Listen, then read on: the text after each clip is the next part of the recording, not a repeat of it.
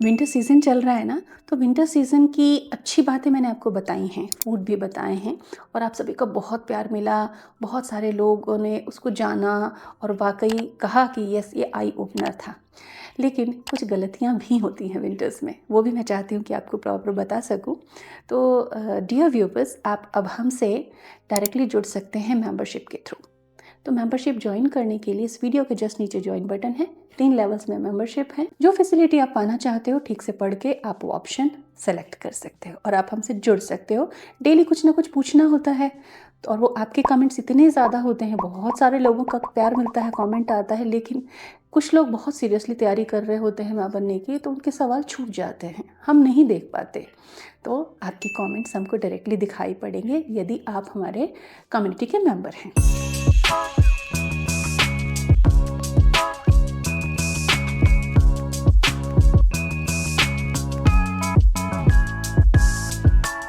So welcome again. Let's see कि सर्दियों में गलतियाँ क्या हो जाती हैं हमसे, क्योंकि सर्दियाँ जो होती हैं प्राकृतिक रूप से लेट विंटर्स तक कंसेप्शन के लिए बहुत फेवरेबल टाइम होता है। बॉडी में न्यूट्रिशन लेवल भी मेंटेन नेचुरली बॉडी कर पाती है, लेकिन कुछ गलतियों से ये मौका हम चूक जाते हैं।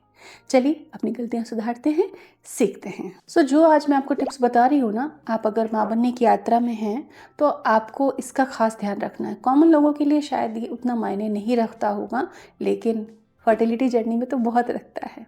तो देखिए, आपकी बॉडी को कोल्ड एक्सपोजर, स्पेशली आपके पैर के तलवे और आपके एब्डोमेन का एरिया, ये बहुत इंपॉर्टेंट है।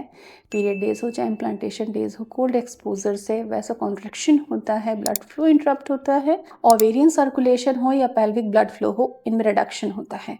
तो कई बार आपने देखा है कि हम जो क्लॉथिंग यूज़ कर रहे हैं मॉडर्न स्टाइल में, ट्रेडिशनली भी कई ड्रेसेस में ऐसा होता है कि बेली का एरिया थोड़ा ओपन रह जाता है। तो बेली का एरिया आपका विंटर्स में कवर होना चाहिए if you are trying for baby. इससे ओव्यूलेशन कमज़ोर होता है और एग क्वालिटी पर भी असर पड़ता है, क्योंकि ये डायरेक्टली आपके ब्लड फ्लो को कंट्रोल करता है। तो पैर के तलवे भी गर्म रहें आपके, ठंडे नहीं होने चाहिए एक्सेसिव।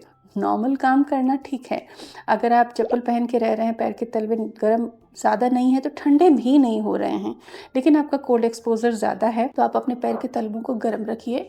और पेट का जो बीच का हिस्सा है शरीर का, जो बेली का हिस्सा है, वो भी वार्म रहना चाहिए, कवर्ड रहना चाहिए, क्योंकि ये बहुत ज़्यादा इम्पैक्ट करता है आपकी फर्टिलिटी को, क्योंकि आपके ब्लड फ्लो को प्रभावित कर रहा होता है। और ओव्यूलेशन का जब वीक आए तब ठंडी चीज़ें अवॉइड कर दीजिए, रात को स्पेशली, और डे टाइम में भी रूम टेम्परेचर पर खाइए। जैसे दही वगैरह है तो रूम टेम्परेचर पर ला के खाइए, फ्रिज से निकाल के डायरेक्ट मत खाइए ठंडी चीज़ें। सर्दी में फूड बहुत एक कंफर्ट वाली चीज़ होती है, तो ऐसे में हम बहुत सारी ऐसी चीज़ें खाते हैं जो कि फर्टिलिटी के लिए थोड़ा सा फेवरेबल कम होता है। अब जैसे आपने दही ज़्यादा यूज़ की, कोल्ड कॉफ़ी यूज़ की, आइस वाली ड्रिंक्स यूज़ किया। विंटर्स में वैसे यूज़ नहीं करते, लेकिन मॉडर्न ट्रेंड है, लोग खाते हैं, विंटर्स में भी खाते हैं और यंगस्टर्स तो ज़्यादा यूज़ करते हैं। तो अगर आप भी ऐसा करते हो ड्यूरिंग पीरियड्स, कोल्ड कॉफ़ी का फैशन बहुत ज़्यादा है। और इसके अलावा कोई भी कोल्ड फूड जो तासीर में बहुत ठंडा होता हो, वो आपको यूज़ नहीं करना है, क्योंकि ये cyst formation, oestrogen dominance, inflammation बढ़ाने वाला, गट इम्बैलेंस करने वाला होता है। तो आपको थोड़ा ध्यान रखना है कि आपके हार्मोन्स पर उसका नेगेटिव इफेक्ट ना हो। कूलिंग फूड्स बहुत ज़्यादा आप मत खाइए। सलाद खाना है, लंच टाइम थोड़ा खाना है, ज़रूर खाना है। बाकी आप फाइबर के लिए सॉर्टेड वेजिटेबल, ओट्स, एप्पल, इनका इस्तेमाल कर सकते हैं, लेकिन बहुत ज़्यादा कच्ची चीज़ें भी आपको यूज़ नहीं करनी है।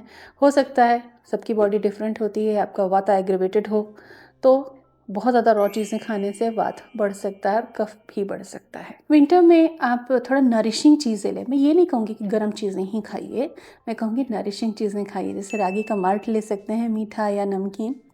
हल्दी वाला आप दूध ले सकती हैं, जायफल का दूध ले सकती हैं, तिल गुड़ ले सकती हैं, बाजरी की राब ले सकती हैं। तो नरिशिंग चीज़ें लेनी है, हॉट ना लें, गुनगुना करके लें। पहले सर्दियों में ट्रेंड था धूप में बैठने का, लेकिन आजकल बहुत जो बिजी लाइफ है, इसमें हम और भी ज़्यादा अंदर हो गए हैं। और विंटर्स में ये देखा जाता है, सर्वे रिपोर्ट्स कहती हैं कि विंटर्स में विटामिन डी लेवल और गिर जा रहा है, 11 से 20 यूनिट तक आ जा रहा है। तो विंटर्स में विटामिन डी आपको नहीं गिरने देना है, क्योंकि ये डायरेक्टली एक्वालिटी को और आपकी नींद को ख़राब करता है, स्ट्रेस को बढ़ाने का काम करता है इनडायरेक्टली। तो विटामिन डी के सप्लीमेंट तो लेने हैं आपको, क्योंकि बेबी प्लानिंग करना है। डायरेक्टली हम धूप और अपनी स्किन को नहीं समझा सकते कि विटामिन डी बनाओ पर्याप्त। थोड़ा सप्लीमेंटेशन ज़रूरी होता है, लेकिन डेयरी प्रोडक्ट्स भी खाने हैं और थोड़ा धूप में, सुबह की जो धूप होती है उसमें एक्सपोजर रखने की कोशिश करें आप। बहुत सारे लोग फैशन में आ जाते हैं सर्दियों में कि सर्दियाँ बहुत अच्छा टाइम है वेट लॉस का। अलग अलग तरह की घास पत्तियाँ भी खाने लग जाते हैं और वेट लॉस के लिए अजीबोगरीब चीज़ें करने लग जाते हैं। याद रखें, विंटर्स में बॉडी के मेटाबॉलिज्म का तरीका डिफरेंट होता है समर से। क्रैश डाइटिंग, भूखे रहना इन्फ्लेमेशन बढ़ा सकता है और आपके मेटाबॉलिक रेट को गड़बड़ करके आपके हार्मोन्स को डिसरप्ट कर सकता है। तो डाइटिंग मोड को उस तरह से ऑन मत कीजिए कि स्टार्वेशन में आप चले जाएं, भूखे रहें वेट लॉस के लिए।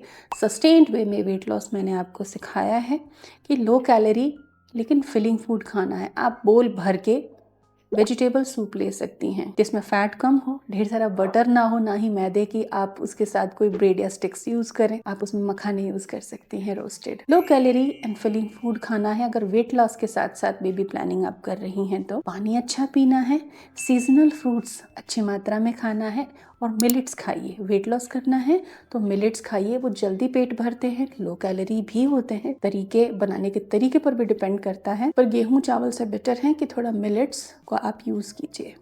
सूपी मील्स ज़्यादा लीजिए, लेकिन भूखे रहना, डाइटिंग करना विंटर्स में और वेट लॉस करना गलत तरीके से फर्टिलिटी के लिए घातक हो सकता है। तो सही तरीका चुनेंगी तो वेट भी कंट्रोल होगा और फर्टिलिटी भी बूस्ट होगी। तो ये सारी आदतें जो हैं विंटर्स में हमें थोड़ा कॉशियस रह के विंटर्स को बिताना है। अच्छे से खाना पीना है और जो भी थेरेपेटिक फूड मैंने बताया वो काफ़ी आपको हेल्प करेंगे। ट्राई कीजिए और एंजॉय कीजिए। Thank you.